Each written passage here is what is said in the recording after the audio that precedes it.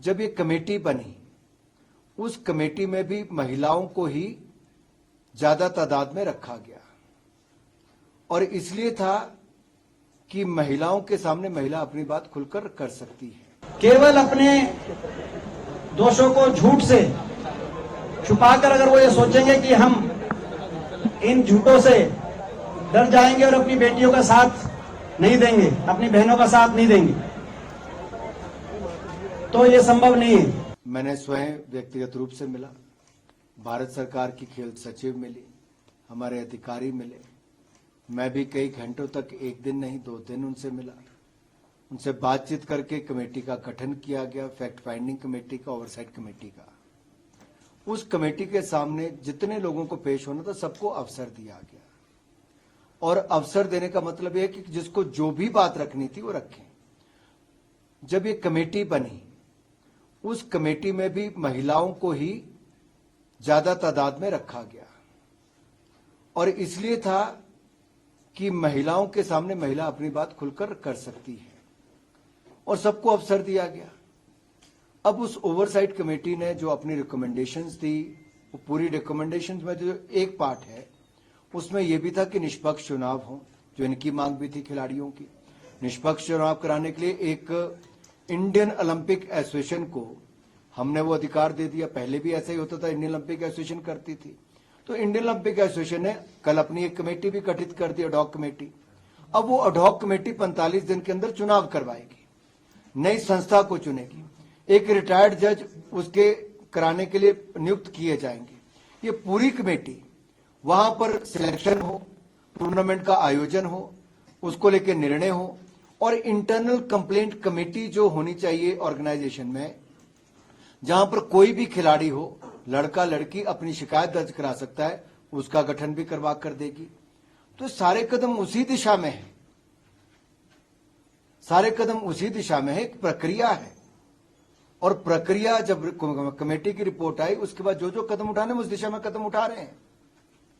और जहां तक एफआईआर की बात है, ये धरने पर बैठने से पहले भी या उस समय जब आंदोलन किया उस समय भी, उससे पहले भी आप किसी भी पुलिस स्टेशन पे जाके अपनी कंप्लेंट दर्ज करवा सकते थे।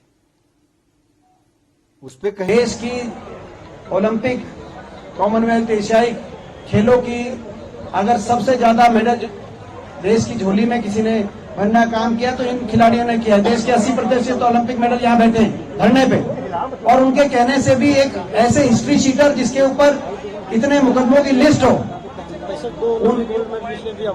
और 2 ओलंपिक गोल्ड मेडल लिस्ट ने भी इनके पक्ष में एक है। तो यानी कि क्या कारण है, क्या मजबूरी है, क्या व्यवस्था है, सरकार बताए। सर, मामला सुप्रीम कोर्ट में भी है और थोड़ी देर में देखिए, अपने दोषों को और अपने अपराधों को झूठ से दबाया नहीं जा सकता। ना सिर्फ वो बात बिल्कुल निराधार है, बल्कि मैं कहना चाहता हूं कि मेरा कोई रेसलिंग फेडरेशन में मेरा कोई इरादा भी नहीं,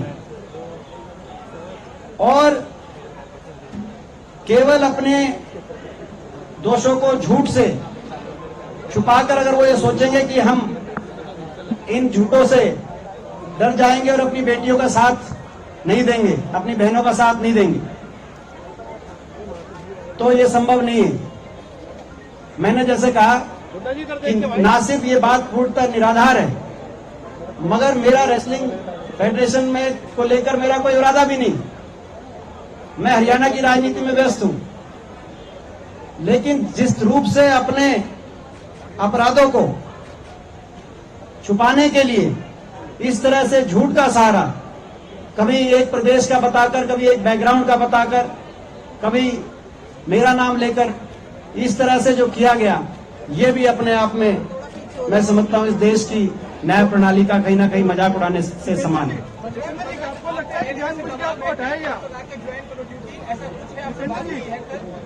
क्या आपको लगता है जो उसकी फेडरेशन ने जानबूझ के आपको हटाया ताकि इस तरह में आप ना आगे आ सके? देखिए, मैंने जैसे कहा कि मेरा वो जो सारी वो बहुत छोटी बातें हैं,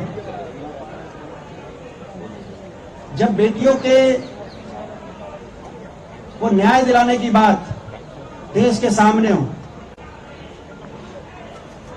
वो बहुत ही उन बातों के कोई मायने नहीं।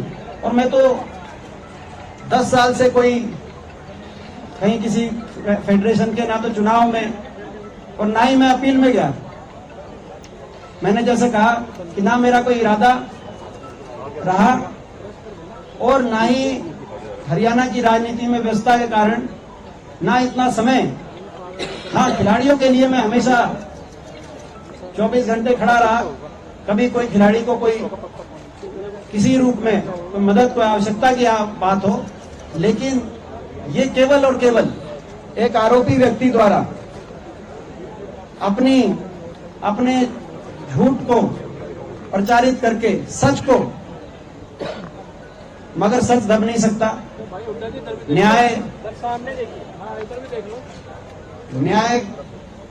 कभी, न्याय को बहुत लंबे समय तक आप टाल नहीं सकते। न्याय होगा, इनके हमारी बेटियों के साथ भी न्याय होगा और जो आरोपी हैं, जो दोषी हैं, उनको भी हमें विश्वास है इसी देश के अंदर न्याय का सामना करना पड़ेगा। ये जो प्रोटेस्ट है ये रेजोल्यूशन के खिलाफ है, सरकार के खिलाफ है। देखिए, ये प्रोटेस्ट हमारी बेटियों को न्याय दिलाने के लिए, जहां तक खिलाड़ियों की जो मांग है, ये अपने न्याय के लिए लड़ रहे हैं। ये किसी के खिलाफ नहीं लड़ रहे हैं, ये न्याय लेने के लिए लड़ रहे हैं। और जो भी दोषी है इसमें, जो एक तो आरोपी है, मगर उन आरोपी को कहीं ना कहीं अगर कहीं से उस आरोपी की मदद करने की कहीं कोई बात आती है तो वो लोग भी कहीं ना कहीं अन्याय में साझा अपना कर रहे हैं।